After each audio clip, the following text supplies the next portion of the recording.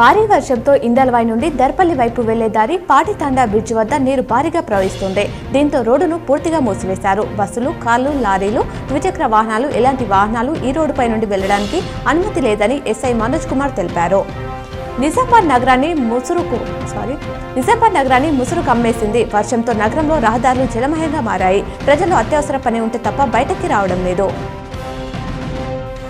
ఉమ్మడి నిజామాబాద్ జిల్లాలో భారీ వర్షం కురిసింది. ఏకతాటిగా కురిసిన వర్షాలతో ప్రజలు తీవ్ర ఇబ్బందులు ఎదుర్కొంటున్నారు. కాగా వర్షాలతో వాగులు, వంకలు పొంగి పొర్లుతున్నాయి. జలాశయాలు నిండు కుండలు తలపిస్తున్నాయి. మల్టీజోన్ 1 పరిధిలో విధులు నిర్వహిస్తున్న ఎస్ఐలకు సర్కిల్ ఇన్స్పెక్టర్ల పదోన్నతులు కల్పిస్తూ శనివారం రాత్రి ఐజీ చంద్రశేఖర్ రెడ్డి ఉత్తర్వులు జారీ చేశారు. పదోన్నతులు పొందిన వారిలో నిజామాబాద్ సైబర్ క్రైమ్ పోలీస్ స్టేషన్లో పనిచేస్తున్న ఎస్ఐ పూర్ణేశ్వర్, ఆదిలాబాద్ జిల్లాలో విధులు నిర్వహిస్తున్న ఎస్ఐ నవీన్ ఉన్నారు. పదోన్నతులు పొందిన వీరిని పోలీసు ఉన్నతాధికారులు అభినందించారు.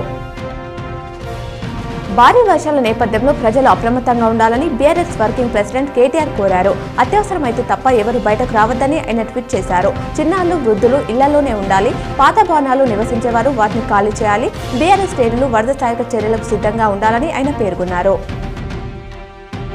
నారాయణపేట జిల్లాలో తీవ్ర విషాదం చోటు చేసుకుంది. కొత్తపల్లి మండలంలో భారీ వర్షాలకు ఇల్లు కూలడంతో తల్లి, కూతురు హనుమమ్మ, అంజిలమ్మ మృతి చెందారు. అటు రాష్ట్రంలో రికార్డు స్థాయిలో వర్షపాతం నమోదవుతుంది. అత్యధికంగా ఖమ్మం జిల్లా కాకరపల్లిలో 52.9 సెంటీమీటర్ల వర్షం కురిసింది.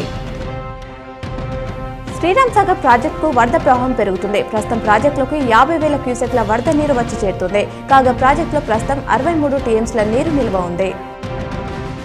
మాజీ మంత్రి బోధన్ ఎమ్మెల్యే సుదర్శన్ రెడ్డిని బినోల గ్రామస్తులు మర్యాదపూర్వకంగా కలిసి సన్మానించారు.